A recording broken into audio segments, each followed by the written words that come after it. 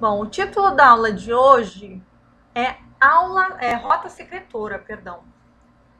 Parte 1, por quê? Porque na aula que vem a gente vai seguir falando sobre rota secretora. Bom, na aula anterior, nas aulas anteriores, o que a gente fez? A gente discutiu o que era uma proteína, para quem não assistiu a aula, para poder se situar, e também para quem assistiu, mas não lembra. Enfim, na aula anterior a gente discutiu o que é uma proteína, onde que a proteína é produzida, né? A gente falou que ela é produzida no ribossomo. Aí eu detalhei para vocês como que é a produção da proteína, a síntese proteica. Depois, no final da aula, a gente discutiu como que as proteínas sabiam para onde elas poderiam ir, né? Quando uma proteína ela é produzida, ela pode ir para diferentes organelas, ela pode ter diferentes destinos. E aí o que a gente discutiu? A gente discutiu que uma proteína, quando ela é sintetizada, lembrando que ela pode ser sintetizada ou no retículo endoplasmático ou no citoplasma, porque são nesses locais que tem ribossomos. Então, quando uma proteína ela é sintetizada, quando uma proteína ela é produzida, ela pode ser mandada para o núcleo, ela pode ir para o cloroplasto, ela pode ser mandada para a mitocôndria, para os peroxissomos ou para o retículo endoplasmático. Lembrando que o retículo endoplasmático também tem a capacidade de produzir proteínas. Aonde que é? No retículo endoplasmático rugoso, onde a gente tem ribossomos aderidos. Tá. Aí, o que a gente vai ver na aula de hoje? A gente parou a nossa aula passada quando a gente falou sobre o destino, né? E hoje a gente vai seguir falando sobre o caminho das proteínas. E eu vou adicionar ainda algumas outras moléculas que também podem ser transportadas nesse caso. Aí eu vou adicionar lipídios e outras moléculas afins que podem ser transportadas do retículo endoplasmático para o retículo de Golgi. Então, hoje a gente vai ficar basicamente nesse caminho aqui, nesse quadrado que está em vermelho. Eu sei que pode parecer pouca coisa, mas a aula é bem densa, a aula vai ter bastante detalhe, vai ter nomezinho que é importante para vocês. Então, preste atenção na aula de hoje, anotem que o próximo trabalho ele vai ser um trabalho cumulativo, então eu vou ter questões de todas as aulas. Então, dessas 4 aulas, esse bloco de Golgi, retículo endoplasmático, lisossomo, que eu falei na aula passada, também vai cair. Então, assim, são várias perguntas. Vai ter perguntas sobre a aula de hoje também. Bom, então tá. A proteína, ela foi produzida lá nos ribossomos. E assim que as proteínas elas foram produzidas, foram sintetizadas, eu falei que quando chega no final da síntese, quando o ribossomo ele termina de ler a fita de RNA, ou quando ele encontra um stop codon, né? É aquela trinca de encerramento, trinca de fechamento de síntese. O que acontece? A proteína que foi sintetizada, ela é solta no citoplasma. Bom, e agora, o que vai acontecer? Considerando as proteínas que estão no retículo endoplasmático rugoso, essas proteínas elas vão passar por uma série de modificações.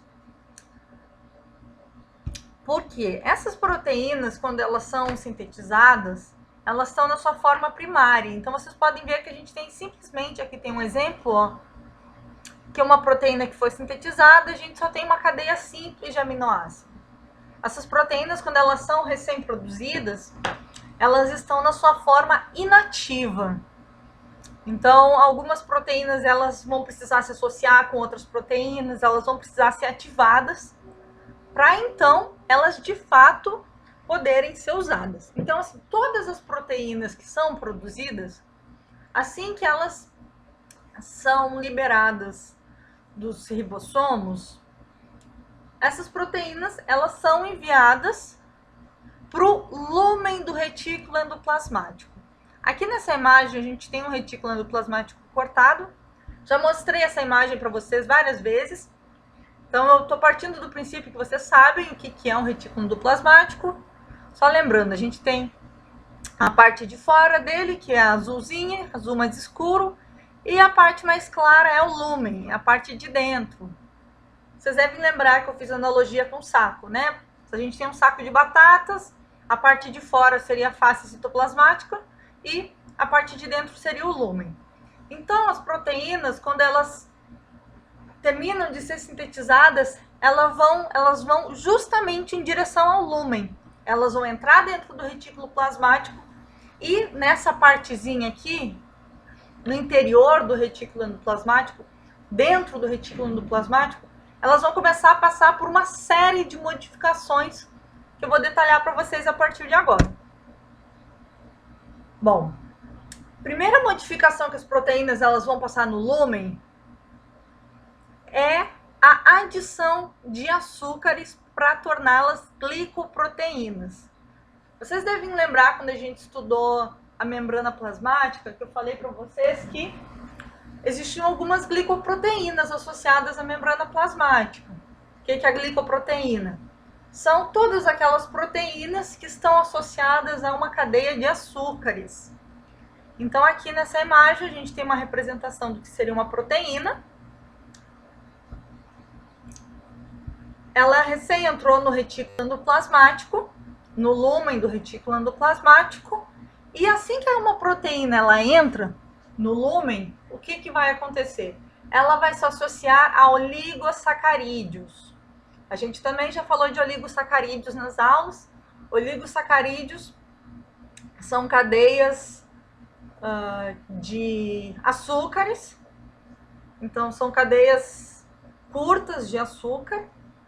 E essas cadeias de açúcar, esses oligosacarídeos, eles vão se associar à proteína.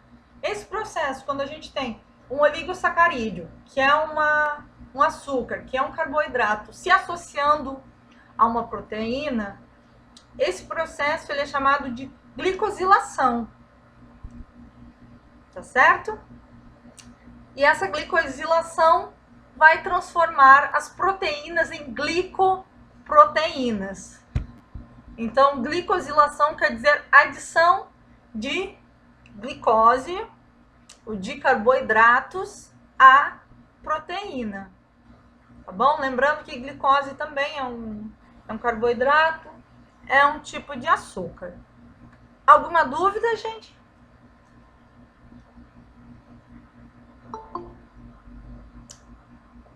Bom, eu tô partindo do princípio que eu já apresentei vários conceitos para vocês em mais de uma aula, então agora a tendência é que eu vou começar a assumir que vocês já aprenderam e eu vou começar a usar todos aqueles conceitos que eu falei nas aulas anteriores, usar termos que eu já falei, que eu já expliquei em 1, 2, 3 aulas. A tendência é que eu comece a ficar cada vez menos tempo explicando o que é cada coisinha, tipo, agora eu vou falar que a gente tem um açúcar, eu não vou falar o que é um açúcar mesmo. Estou partindo do princípio que vocês sabem o que é um açúcar, uma proteína, uma glicoproteína. E agora vocês vão ter que saber o que é glicosilação, que nada mais é do que a adição de oligosacarídeos às proteínas. Bom, então a proteína chegou lá no lúmen do HER, do retículo endoplasmático rugoso, foi glicolizada. Essa glicosilação ela é importante porque ela vai ter um papel na ativação da proteína. Toda proteína, ela precisa passar, a maioria das proteínas precisa passar por esse processo de glicolização para poder ser ativada. Então, o primeiro passo para poder ativar uma proteína, para poder tornar a proteína funcional, é glicolizá-la. Segundo passo para você poder tornar uma proteína funcional, para ela poder funcionar, para ela poder executar suas funções biológicas, é o enovelamento das proteínas. O que é o enovelamento das proteínas? Nada mais é do que o enrolamento das proteínas. Por que as proteínas precisam ser enroladas? Porque lá durante a síntese, a gente viu na aula passada que essas proteínas elas são produzidas, elas são sintetizadas de uma forma linear. Deixa eu ligar minha câmera aqui para eu poder mostrar para vocês. Vocês estão me vendo?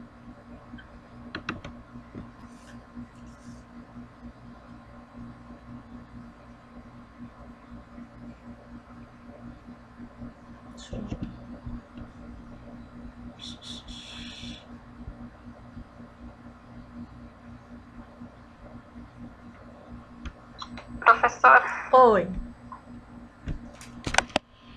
A senhora desativou o áudio ao invés de ligar a câmera. Ah, eu fui no automático. Tá, agora sim vocês estão me vendo e estão me ouvindo, né? Sim, agora é melhor. Tá. Por que eu ativei a câmera? Porque eu quero mostrar algumas coisinhas aqui para vocês poderem entender melhor. Bom, uma proteína, quando ela é traduzida, quando ela é sintetizada de uma forma linear. Então, vocês estão vendo essa tira de papel aqui?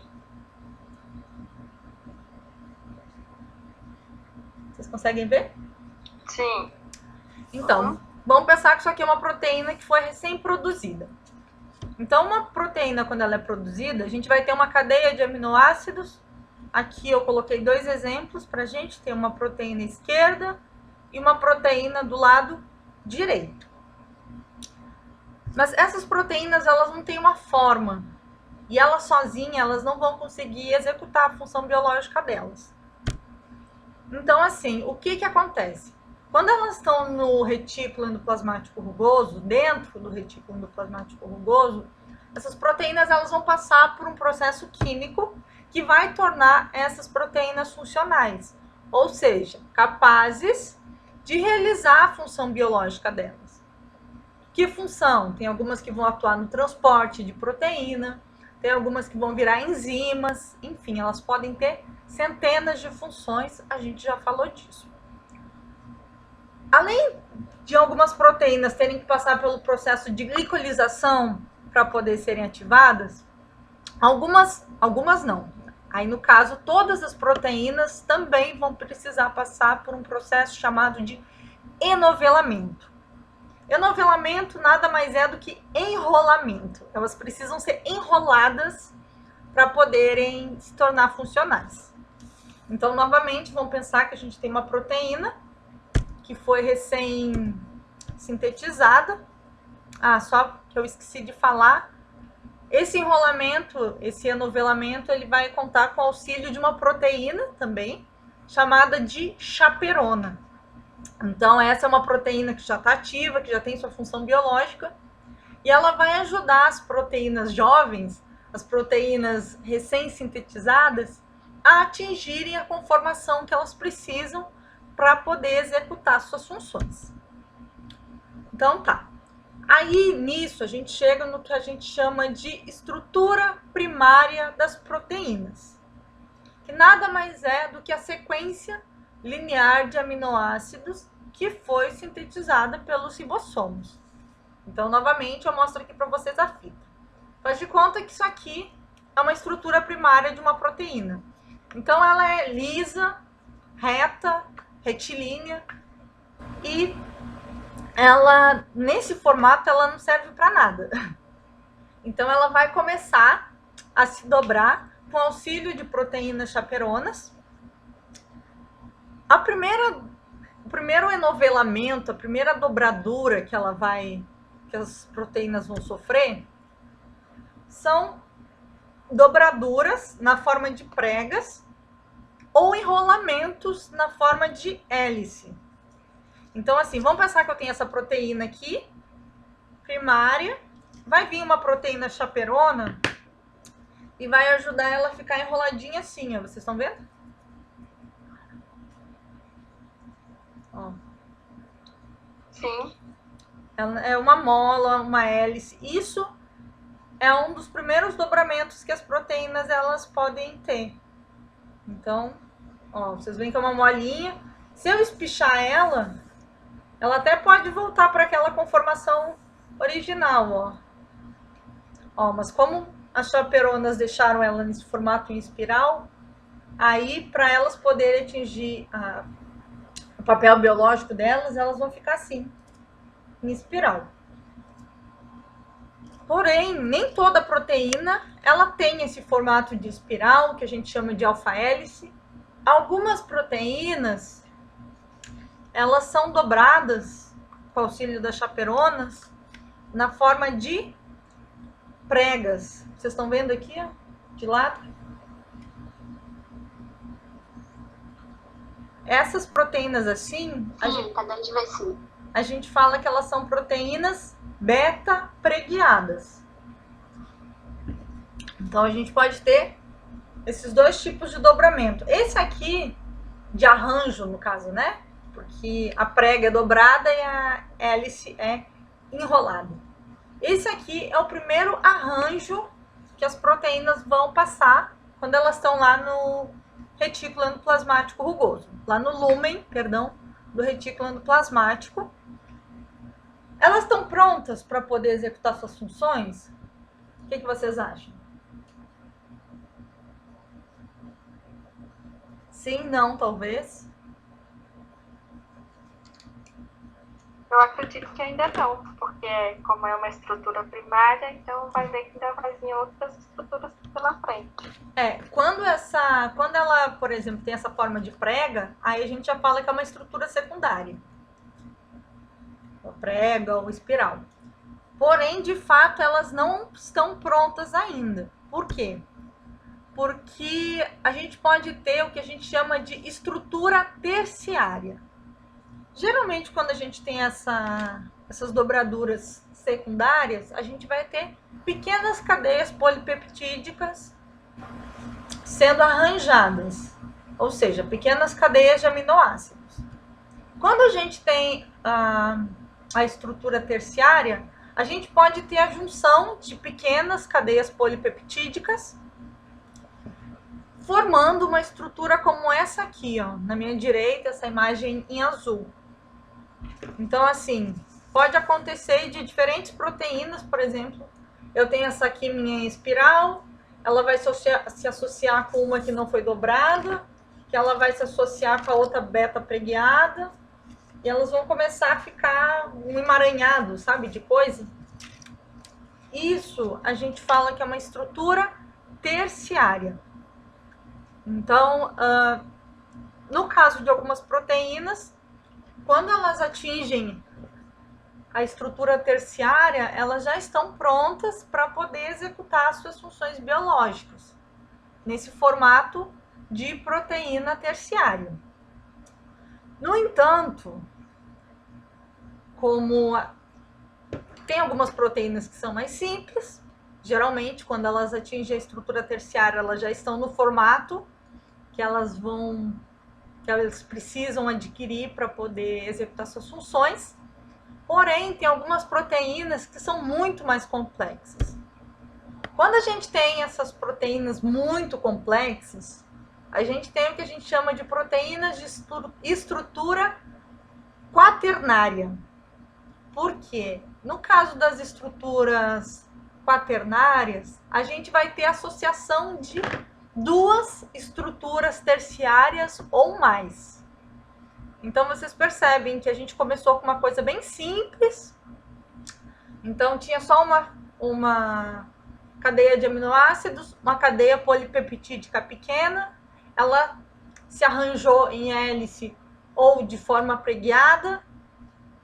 Pode acontecer de uma mesma proteína, de uma mesma cadeia polipeptídica, se arranjar de forma preguiada e em forma de hélice? Pode, tá bom? Aí pequenas cadeias polipeptídicas podem se associar, formando a estrutura terciária, que já é esse emaranhado aqui, que a gente viu em azul. E quando duas estruturas terciárias, olha, aqui o que eu vou circular, a gente teria uma estrutura terciária. e na direita a gente teria outra estrutura terciária. Vocês conseguem perceber? Pelo menos para mim é bem claro que a gente tem aqui duas estruturas terciárias associadas. Então, pode acontecer de ter quatro estruturas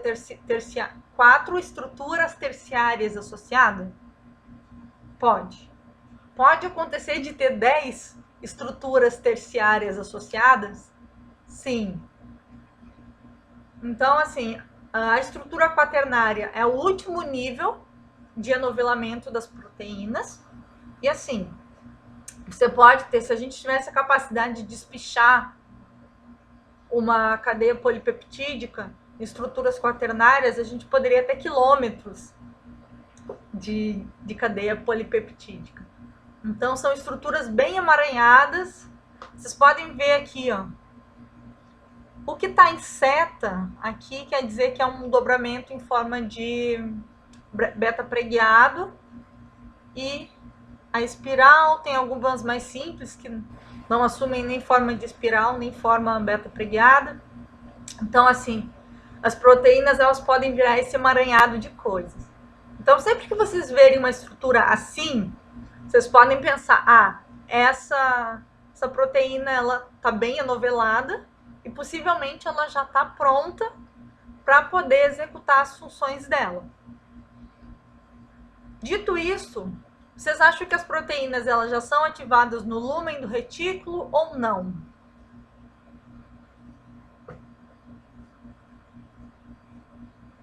O que vocês acham? Eu acho que não. Por que não?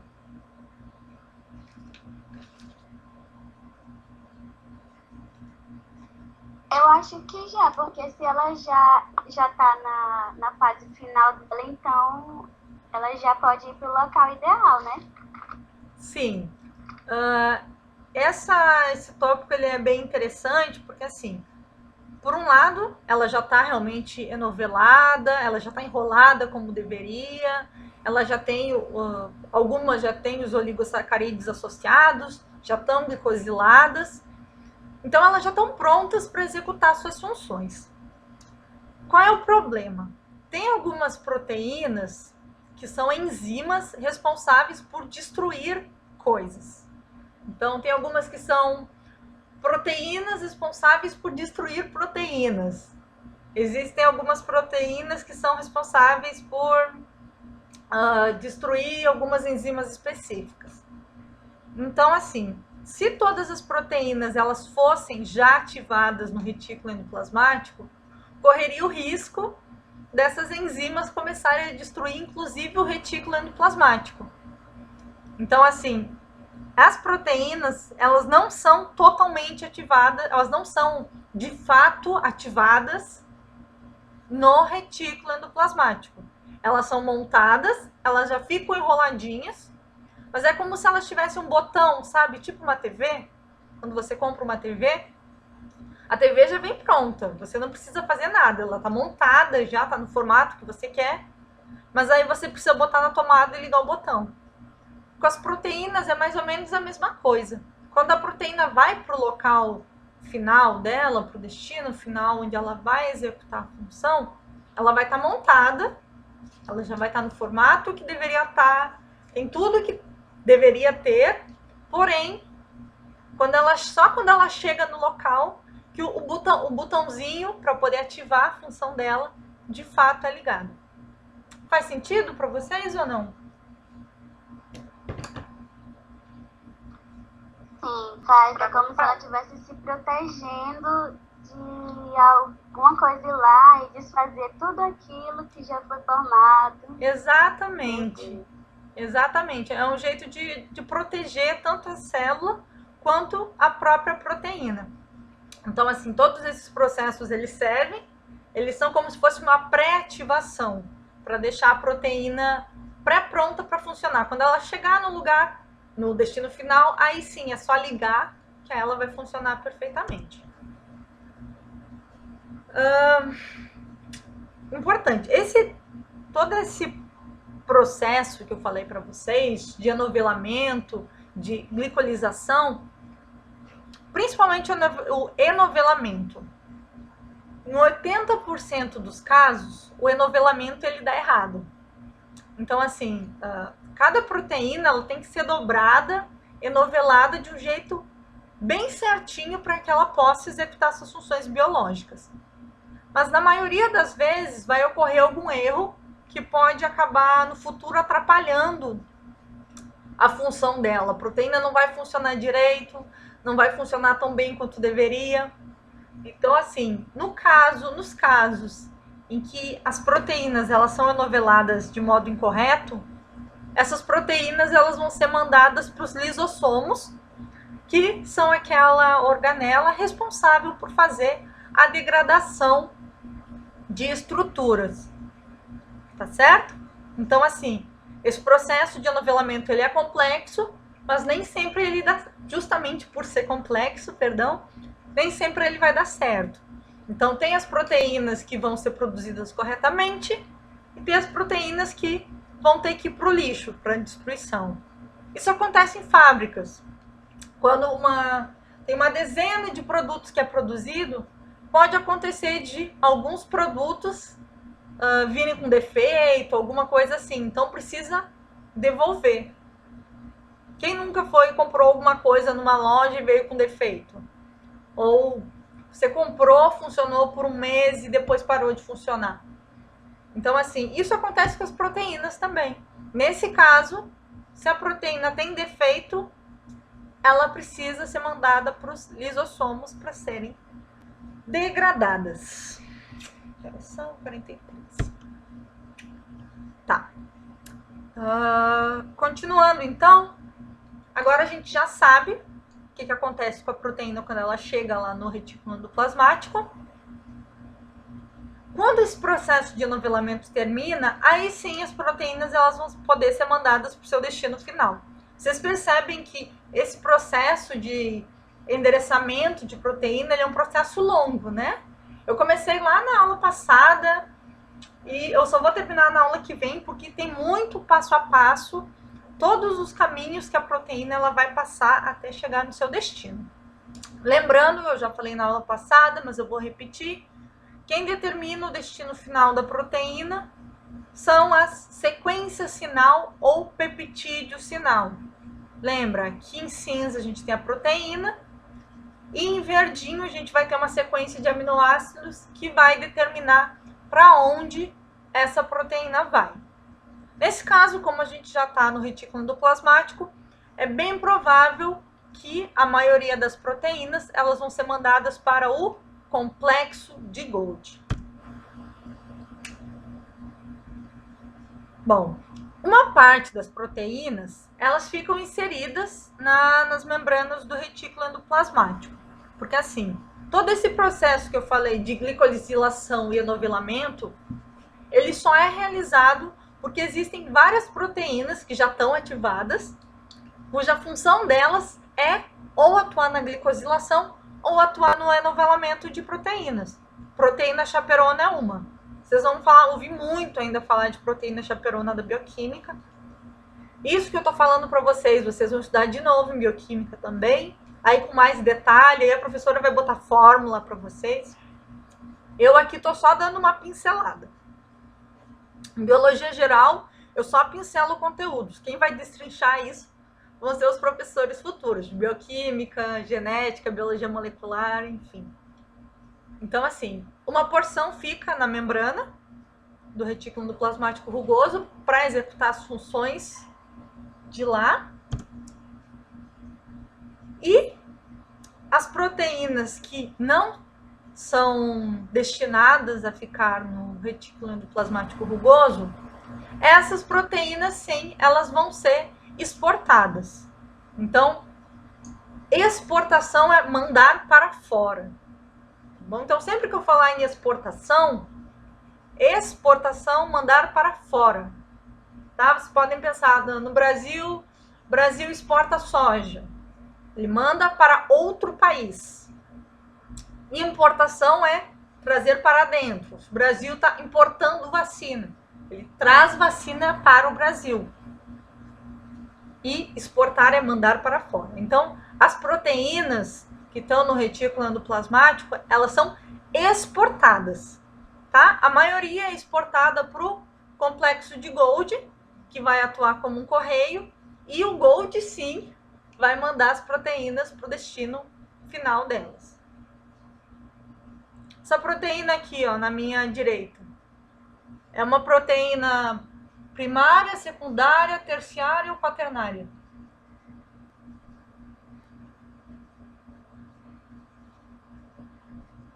É quaternária, porque tem duas terciárias se juntando. Exatamente, dá pra ver, né? Uma aqui na parte de cima e uma na parte de baixo. Tá. Agora, eu acho, essa parte que eu vou começar agora, eu acho que é a mais legal, porque é mais dinâmico. A gente vai começar, então, agora a transportar, de fato, as proteínas. As proteínas, elas já foram lá glicosiladas, enoveladas, já tem um peptídeo sinal delas que vai demarcar para onde que essas proteínas vão, e agora, de fato, elas vão ser exportadas. Que todo esse processo de antes serviu para prepará-las para exportação. Eu coloquei uma nota aqui dizendo que é importante, e de fato é importante. Eu estou dando uma ênfase para as proteínas, porém, lipídios como hormônios, ácidos graxos, eles também são produzidos no retículo endoplasmático e eles também passam por esse processo de exportação. Então, assim, eu estou dando ênfase para proteínas, mas lembrem-se, essa exportação que eu vou começar a falar agora, do retículo para o Golgi, lipídio, hormônio, ácido graxo, eles também passam por esse processo. A exportação, ela ocorre em vesículas. O que são vesículas? A proteína, ela foi lá dobradinha com todo amor e carinho, ela recebeu açúcar. Para essa proteína ela não ser destruída, para ela não ser prejudicada, ela é colocada em vesículas. Vesículas são tipo umas bolinhas. Aqui, ó. A gente tem aqui as proteínas, olha, em vermelho. Vou explicar com uma imagem que é mais fácil para vocês. Aqui, ó, a gente tem várias proteínas, fazer de conta que cada pontinho vermelho é uma proteína. Essas proteínas, elas são colocadas em vesículas. Essas vesículas são equivalentes a brotos, sabe? O retículo vai brotar essas vesículas.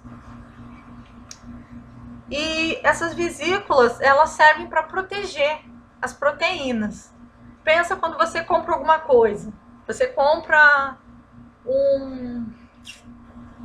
Fala algum produto aí, gente, que vocês gostariam de comprar ou que vocês compraram recentemente.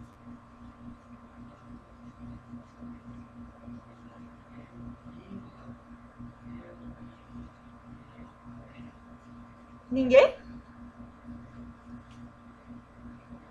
Vamos pensar no computador que vocês usam para aula. Se você vai comprar um computador, o computador ele não vem um computador bruto, né? Ele vai vir dentro de uma caixa e, aliás, você tira da caixa, ele vai estar com um plástico revestindo ele. Dependendo, agora eu não lembro se o computador vem com isopores nas extremidades. TV vem, né? Quando você compra TV, ela vem com isopores nas extremidades. Tudo isso é para poder proteger o produto. A mesma coisa ocorre quando você está falando de transporte de proteína. Essas vesículas, elas são estruturas internas. Aqui, ó, a vesícula está representada por essa parte rosadinha, rosa, e por essa estrutura verde, e ela serve para proteger a proteína. Porque assim, como eu falei, se a proteína ela foi dobrada de modo errado, ela não vai funcionar direito. Se a proteína sofre algum dano durante o transporte dela, ela também não vai funcionar. Vamos pensar no computador. Você compra um computador, ele sai funcionando da fábrica. Se ele está sem proteção nenhuma e alguém bate ou derruba o computador, ou um celular que é mais frágil ainda, o celular ele é derrubado durante o transporte, possivelmente ele vai parar de funcionar corretamente. Então, assim, essas vesículas servem para proteger. É a proteção que a proteína tem para chegar no destino final funcionando. Esse revestimento das vesículas, que aqui, ó, é esse rosinha com o verde, né? E a proteína tá aqui dentro em vermelhinho. Esse revestimento, em geral, são de outras proteínas. Então, essa é uma das funções que as proteínas podem ter. Tem algumas proteínas específicas que a função delas é justamente proteger outras proteínas. Então, a gente tem vesículas revestidas de clatrina. A clatrina é um tipo de proteína. E esse tipo de proteína é usada para proteger toda vesícula cujo destino é a membrana plasmática. Vocês devem lembrar que a gente teve uma aula sobre composição da membrana plasmática e um dos componentes da membrana são justamente as proteínas. Então, muitas proteínas que são enoveladas no retículo endoplasmático, elas vão precisar ir para a membrana. Nesse caso, além de ter um peptídeo sinal indicando que elas têm que ir lá para a membrana, elas também são revestidas de um material, a clatrina, que vai identificar que o destino delas é a membrana plasmática. Toda proteína revestida de clatrina vai para a membrana plasmática. Um segundo tipo de revestimento que a gente tem é o COP. COP é o nome de um outro tipo de proteína. Toda vesícula que é revestida de COP, esse COP pode ser do tipo 1 ou COP tipo 2, são proteínas que revestem outras proteínas que vão ser destinadas para o retículo, para o complexo de Golgi. Eu não vou entrar no detalhe da composição do COP, da clatrina, vocês só precisam saber que são proteínas que vão revestir outras proteínas, que vão revestir vesículas de transportes que vão ser as responsáveis por transportar proteínas, mas como eu falei, também pode ser lipídio, pode ter colesterol, hormônios, enfim. Essas vesículas vão fazer toda a proteção. Então tá. Antes do intervalo, eu estava falando que a primeira etapa do processo de exportação de moléculas do retículo endoplasmático em direção ao complexo de Golgi era o brotamento de vesículas das membranas do retículo endoplasmático. Então, assim, aqui nessa imagem, a gente vai ter, deixa eu só ligar aqui. Aqui a gente tem a membrana do nosso citoplasma. E o que vai acontecer? Da membrana do... Perdão, gente, era a membrana do retículo endoplasmático. Aqui a gente tem a membrana do retículo endoplasmático. E a partir dessa membrana vão brotar vesículas que vão conter as proteínas que vão ser transportadas em direção ao complexo de Golgi. Lembrando que essas proteínas elas podem estar revestidas ou de clatrina ou de COP. COP é uma sigla. Toda proteína que tem revestimento de COP, o destino dela é o complexo de Golgi. Se o revestimento dela for de clatrina, o destino dela é a membrana plasmática. Bom, aqui então nessa imagem a gente tem primeiro o núcleo. Vocês devem lembrar de aulas passadas que eu falei que o retículo endoplasmático, que aqui tem roxinho, ele sempre vai estar grudado no núcleo. Então, aqui embaixo a gente tem o núcleo roxinho, com ribossomos aderidos a ele. E aqui, onde eu estou passando o meu laser agora, a gente tem o retículo endoplasmático liso, sem ribossomos aderidos. Então, a partir do retículo endoplasmático, vão brotar essas vesículas, que podem estar com COP, por exemplo. No meio do caminho, então essas proteínas elas vão brotar essas vesículas vão brotar do retículo endoplasmático e vão começar a ir até o Golgi. O que acontece? No meio do caminho, essa capa proteica, ou a clatrina ou o COP vai cair, e assim que esse revestimento ele é solto, a vesícula ela se funde ao complexo de Golgi. Então, sai uma vesícula de uma estrutura para se fundir no complexo de Golgi.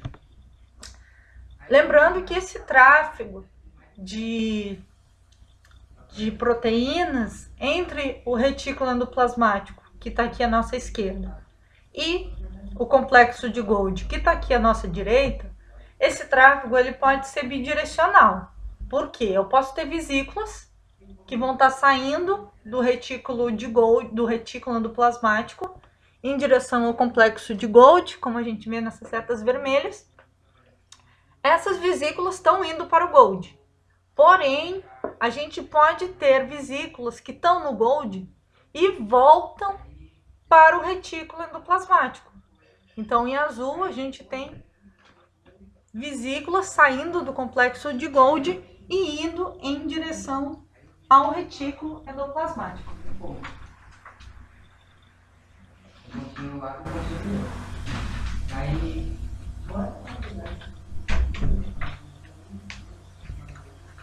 E por que a gente tem esse transporte bidirecional? O que acontece? Em geral, todas as vesículas que saem do retículo endoplasmático, esse transporte ele não tem muita... Nem sempre ele tem muita seletividade. O que eu quero dizer com isso? Quando uma vesícula ela tem que ficar no retículo endoplasmático, quando o destino final dela é o retículo endoplasmático, às vezes ocorre de mesmo assim, mesmo o destino final da proteína sendo retículo e a proteína estando no retículo, o retículo endoplasmático manda essa proteína para o Golgi e o Golgi manda de volta a proteína para o retículo endoplasmático. Isso acontece muito na Zona Franca de Manaus, por exemplo. Eu acho isso bem engraçado. Porque assim, tem produtos que são fabricados em Manaus, eles são mandados lá para São Paulo para receber um determinado código, e aí de São Paulo eles mandam de volta para Manaus. Com as proteínas ocorre a mesma coisa. Então, as proteínas são enoveladas lá no retículo, o destino delas é o retículo, mas elas têm que ir para o Golgi, e aí então... Só então elas voltam para o retículo endoplasmático, onde elas vão poder, de fato, executar as funções biológicas dela. Quais vão ser as funções biológicas dela? Depende, como eu falei, elas podem ajudar a enovelar a proteína, elas podem ser proteínas de COP, por exemplo, podem ser proteínas do tipo clatrina, enfim, elas podem ter inúmeras funções. Lembrando que eu estou apresentando todo esse processo de exportação, de endereçamento de proteína de um jeito bem resumido. Então, assim, tem coisas que as proteínas fazem que eu nem tô falando para vocês, porque eu acho que seria detalhe demais. Bom, então tá. Agora a gente já chegou no Golgi, saímos, enfim, do retículo endoplasmático e chegamos no Sr. Golgi. Então tá. As vesículas, elas sempre vão chegar no Golgi através da face cis, aquela face que está voltada para o complexo de Golgi. Essas proteínas, então, essas vesículas, elas vão chegar, vocês estão vendo aqui, ó, que a gente tem uma vesícula redondinha, que está entrando via face cis no complexo de Golgi. Assim que essas vesículas chegam, elas vão ser incorporadas às cisternas. Cisternas são esses sacos aqui, ó. Deixa eu voltar. Cada uma desses sacos aqui, ó, do Golgi, é uma cisterna. Então, as proteínas, elas vão ser liberadas dentro da cisterna e elas vão começar a ser transportadas da face cis em direção à face trans. A face trans é aquela que fica no lado oposto a face cis, é o que fica no lado oposto ao retículo endoplasmático. Então tá, e a proteína ela tá aqui dentro, ela começa a ser transportada. O mecanismo que explica exatamente como essas proteínas elas são transportadas, ele ainda é discutido.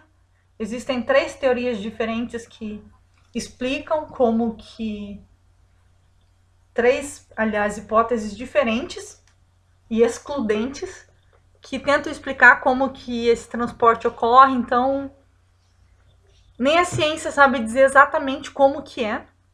Só se sabe que as proteínas elas entram nas cisternas e começam a ser transportadas em direção à face trans. Bom, enquanto essas proteínas elas estão se locomovendo em direção à face trans, elas vão começar a ser modificadas por algumas enzimas que a gente tem dentro do complexo de Golgi. Então, dentro do Golgi a gente tem várias enzimas que vão começar a modificar as proteínas, e essas modificações elas são importantes por quê? Porque elas vão marcar as proteínas. Essa marcação vai indicar para onde essas proteínas têm que ir. Não sei se vocês lembram que lá na primeira aula eu falei que o Golgi ele funcionava como uma espécie de correio, que ele fornecia uma marcação, aí empacotava e marcava para onde as estruturas deveriam ir. Então, assim, por mais que as proteínas elas tenham um peptídeo sinal que indica para onde elas devem ir, quando elas estão no Golgi, elas vão receber mais uma marcação, como se fosse um carimbo, sabe? Isso acontece quando a gente vai nos correios, por exemplo, se você coloca lá, o remetente a tal, mas a pessoa dos correios vai pegar e vai botar mais uns códigos lá adicionais para evitar que, mesmo que você já tenha colocado qual é o remetente, isso vai evitar que o que você está mandando seja enviado para o local errado. Então, aqui com Golgi é a mesma coisa. Por mais que o peptídeo sinal indique qual é o destino final, o Golgi põe mais uma marcaçãozinha através de enzimas, e aí sim a proteína ou lipídio, enfim, a estrutura que estiver sendo transportada vai ter uma marcação que vai impedir que ela vá para o local errado. Porque assim, todo esse transporte, vocês estão vendo que ele é muito custoso. Ele é um processo lento, passa por várias organelas. Então imagina se uma proteína é mandada para o local errado. Depois de todo esse trabalho de enovelamento, glicosilação, transporte, imagina se ela chega na organela errada. Todo esse trabalho vai ter sido em vão.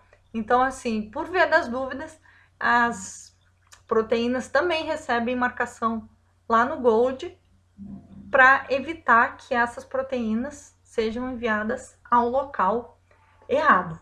Então, como eu coloquei aqui embaixo, são essas modificações que vão determinar qual é o destino final das moléculas. Então, assim, depois que elas atravessam as cisternas, depois que elas são marcadas pelas enzimas, enfim, as proteínas elas chegam à face trans. A face trans é aquela que está do lado oposto ao retículo. Quando elas chegam aqui, quando as proteínas chegam na face trans, elas são novamente colocadas em vesículas. E então elas são encaminhadas para o destino final delas. Qual que pode ser o destino final? Ou pode ser os lisossomos, ou pode ser a membrana plasmática. Por que podem ser esses destinos? Lembra que eu falei? Ou as proteínas elas podem ir para a membrana plasmática. No caso da membrana, elas podem participar podem atuar como uma proteína transmembrana, como uma proteína integral. Da membrana, talvez elas possam ir para o meio extracelular, isso também pode ocorrer. Por exemplo, hormônios. Hormônios são produzidos para ser mandados para outros órgãos. Então, elas vão para a membrana plasmática e da membrana vão para outros locais. E as proteínas também podem ir para os lisossomos. Em relação aos lisossomos, as proteínas podem ir para lá por diferentes motivos. O primeiro é que uma proteína ela ou foi anovelada errada, ela está com algum problema, ou uma proteína está velha, acontece também, uma clatrina ficou velha, não está mais funcionando direito. Então, ou as proteínas podem ir para os lisossomos para serem destruídas, ou uma proteína pode ir para o lisossomo para trabalhar. Por quê? A gente vai ver na próxima aula que algumas proteínas, elas têm funções específicas. Então, as proteínas, elas podem atuar dentro dos lisossomos. A gente tem várias enzimas, e essas enzimas nada mais são do que proteínas modificadas. Então, muitas proteínas, elas são mandadas para os lisossomos para atuar como enzimas e atuar na destruição de organelas e outras estruturas. Então, assim, a gente viu hoje esse caminho, né, das moléculas indo do retículo endoplasmático até o Golgi. E na próxima aula, aí a gente vai seguir falando sobre o endereçamento de proteínas e estruturas como lipídios, depois que elas saem do Golgi. Porque essas estruturas, como eu falei, elas podem ir ou para os lisossomos, elas podem ir para a membrana plasmática, elas podem ir para o exterior da célula, e a gente não tem nenhuma setinha mostrando aqui, mas pode acontecer também de algumas estruturas que estão no meio extracelular precisarem entrar na célula para serem destruídos dentro da célula. Isso acontece muito no caso de vírus, por exemplo. Então, o vírus, ele precisa ser mandado em direção aos lisossomos para poder ser destruído. Tudo isso a gente vai ver na próxima aula, tá bom? Alguém tem alguma dúvida?